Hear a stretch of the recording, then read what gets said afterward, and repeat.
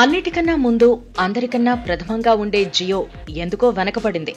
మార్కెట్లో ఇది సంచలనం పుట్టించింది. ఎవ్వరూ ఊహించని మార్కెట్ మార్పు ఇది. అసలు సంగతికొస్తే దేశీయ ప్రైవేటు రంగ టెలికాం కంపెనీ భారతీ ఎయిర్టెల్ గతేడాది నవంబర్లో భారీ సంఖ్యలో కొత్త సబ్స్క్రైబర్లను సాధించింది. సమీక్షించిన నెలలో ఎయిర్టెల్ 39.8 లక్షల మంది వినియోగదారులను పొందగా ఆ తర్వాత 34.5 లక్షల కొత్త కస్టమర్లతో రిలయన్స్ జియో రెండో స్థానంలో ఉంది.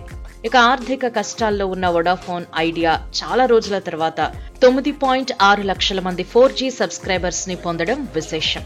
ప్రభుత్వ రంగ BSNL నవంబర్లో 5 లక్షల వినియోగదారులను కోల్పోయింది. టెలికాం నియంత్రణ సంస్థ ట్రాయ్ డేటాను వెల్లడించిన దాని ప్రకారం నవంబర్ 30 నాటికి జియో మొత్తం 45.58 కోట్ల వినియోగదారులతో టెలికాం విభాగంలో ఆధిపత్యాన్ని కొనసాగిస్తూ ఉండగా ఎయిర్టెల్ 25.10 కోట్లతో, వొడాఫోన్ ఐడియా 12.5 కోట్లతో తర్వాతి స్థానాల్లో ఉన్నాయి.